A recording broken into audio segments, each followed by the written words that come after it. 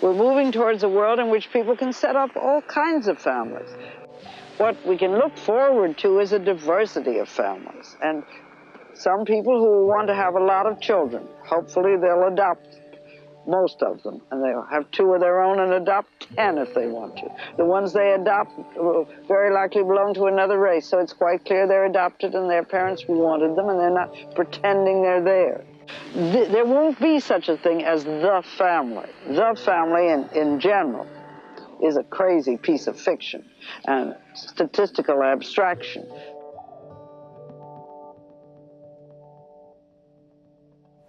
Sometimes, but sometimes you hear so many different things about adoption that it makes you nervous. And you hear, I think the main stories that stand out are the unsuccessful adoptions. And a lot of times we'll have our son and we forget, it's not like, he's adopted, he's different, he's not.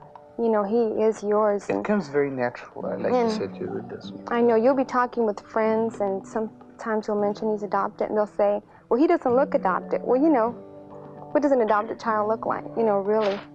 They're no different.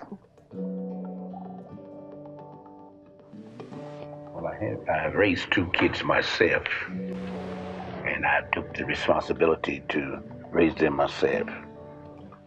And in so doing, they decided, so, well, we would like to have another child share life with us. And I said, well, if you all mean it, we'll do it. They said, we mean it. Then we said, yes, we have one. He's in Cleveland. I said, but he's been drifted about so much, says, we don't know whether you can handle him or not. I said, if you let him walk before me 5 minutes, I can tell you whether I can handle him. That's all I need. So they said, well, we'll make ready. And we made pictures after picture. They wanted some pictures with us preparing meals, cleaning the house, around the house, and we did. Several groups of people did. But he fell for my group. He never had saw me, but when the caseworker carried me down to meet him, he readily run to me with both arms up and never had saw me. But that was a great reunion and a great understanding. They said, well, you still think you can handle him? I said, no, I know I can handle him. I won't beat him. I won't bruise him. I'll care for him. I said, if you show the child that you love him and that he's human, he'll surprise the world. But you gotta have another thing you must have above all things, and that's patience. You must exercise patience. I was adopted at infancy, and told about it from that time. Back then, 35 years ago, it wasn't as popular to tell your children that you were adopted, but thankfully, my mother always let me know right from the beginning. I don't remember being told, I just remember it being a fact of life, and a good fact of life. And it was always special to me. I always thought when I got married I would like to adopt a child. But then I felt, we'd have our biological children first. And that didn't happen, so it wasn't a problem to go to adoption. It really just was a natural thing. So we started and haven't stopped yet. Do you think you're going to have more? I really don't know.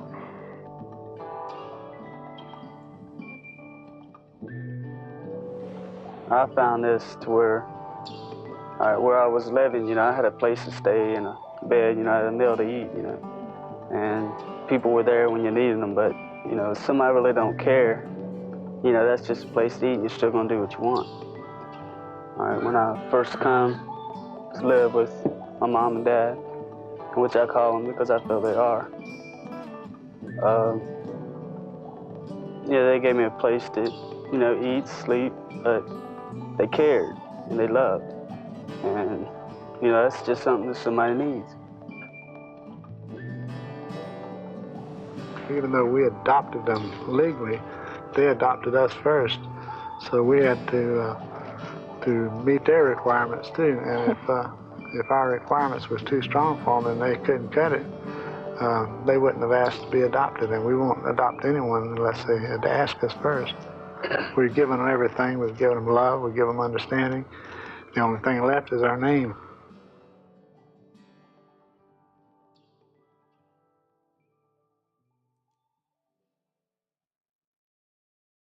And whenever we have a child come to visit, you know, with the permanent arrangement in mind, everybody has a vote. Everybody has a say-so. And if there's anyone that's unhappy about it, then we reconsider, because you have to work together. Everybody has to get along, or with this many personalities, you can't do it.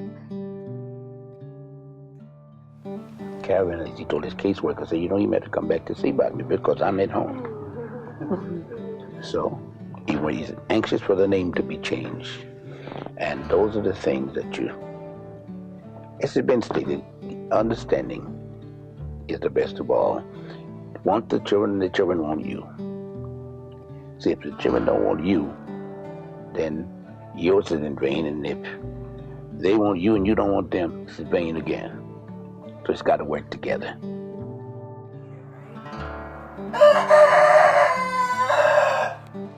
It doesn't matter whether you're good, bad, or what. You're special to someone.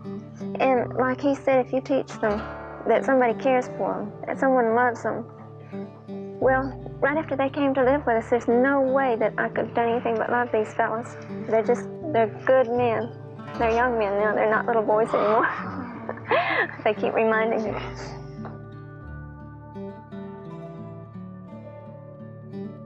The thing that we've found with most of them, and I'm sure the Reverend there has too, that they first come, there's so much distrust, and they don't realize that you actually care for them just as being a person. The main thing that we found is just listening. If you just listen to them, they'll tell you what's in their heart. You don't have to answer them. You don't have to say anything. All you got to do is just open their heart up and just listen.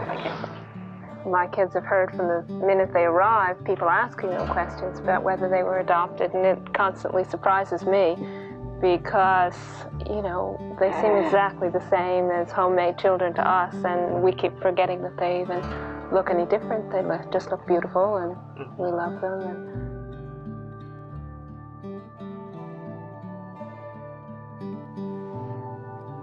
it was like coming out of the cold winter air and going into a warm home, that you knew that love was there. And really it's kind of hard to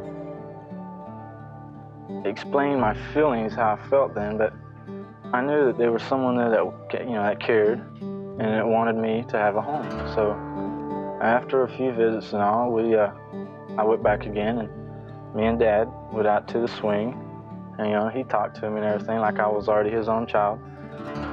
And he asked me, he said, do you like it here? And I said, yes.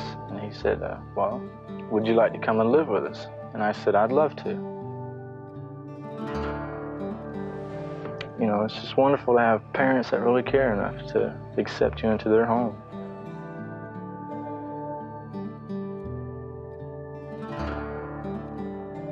I think they do that with adults too, though. I've had people walk up to me and say, did you adopt because you couldn't have your own? they're real anxious to tell you that what you've done is somehow wonderful. Mm-hmm. You've got to explain that it's wonderful for you, that you've done something wonderful. That's right. As the children are lucky, we say we're lucky, which is true. I really don't think everyone could adopt a child, not even an infant or an elder. Just like not everyone should have children. But I just think it's an individual thing, and you really have to be sure